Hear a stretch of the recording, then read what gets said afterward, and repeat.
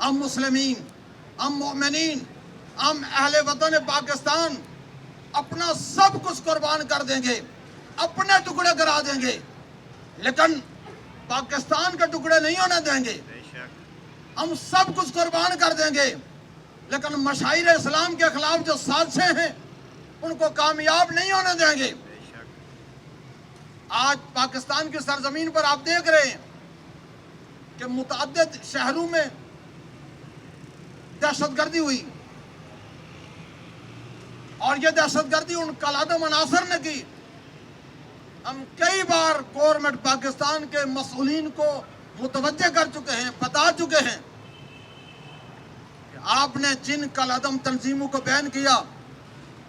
صرف کاغذی کارروائی کی، وہ کالعدم تنظیموں کے لوگ اسلامی نظریاتی کونسل سے لے کر رویت حلال کمیٹی تک، امن کمیٹیوں تک، ہر فورم پر وہ موجود ہیں، گورنمنٹ کی سطح پر، اپوزیشن میں، میڈیا میں، ہر جگہ موجود ہیں، اور انہی کالعدم عناصر کی یہ کارروائیاں ہیں جو پاکستان میں سنی شیعہ برادران نے جو اتحاد اور اتفاق اور یکجہتی کا ایک بیان ثبوت دیا، اور اس محرم میں تمام مکاتب اسلام نے ایک اتحاد کا جو عملی مظاہرہ کیا اور یہ واضح کیا کہ سنی شیعہ میں کوئی اختلاف نہیں ہے، یہ وہ ہیں جو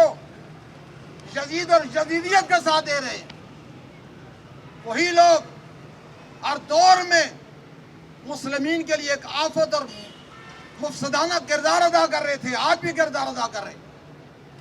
ہم محرم الاعلام کے ان ایام عاشورہ میں جو انتظامات ہوئے، اس میں عساکر پاکستان سے لے کر پولیس انتظامیہ، اس گرمی کے عالم میں تمام سنی شیعہ مکاتیب کے علماء، ذاکرین، واعظین، بانیان مجالس، بانیان جلوس، سب نے ایک کردار ادا کیا، اور سب کو یہ کردار ادا کرنا چاہیے، اس لیے کہ نماز رسول کی جو قربانی تھی وہ کسی ایک مکتبہ فکر کے لیے نہیں تھی، وہ قربانی پورے عالم اسلام کے لیے تھی، وہ انبیاء کی محنتوں کو بچانے کے لیے تھی۔ ہم آپ برادران کا بھی شکریہ ادا کرتے ہیں، آپ نے بھی ہر مقام پر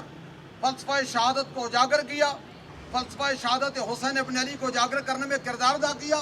اور تمام وہ مسلمین، تمام وہ مومنین، تمام وہ لوگ جنہوں نے نماز رسول کے ان ایام شہادت میں ایک کردار ادا کیا، سب بارگاہ رسالت میں معجور ہیں، معصور ہیں، اور انشاءاللہ العزیز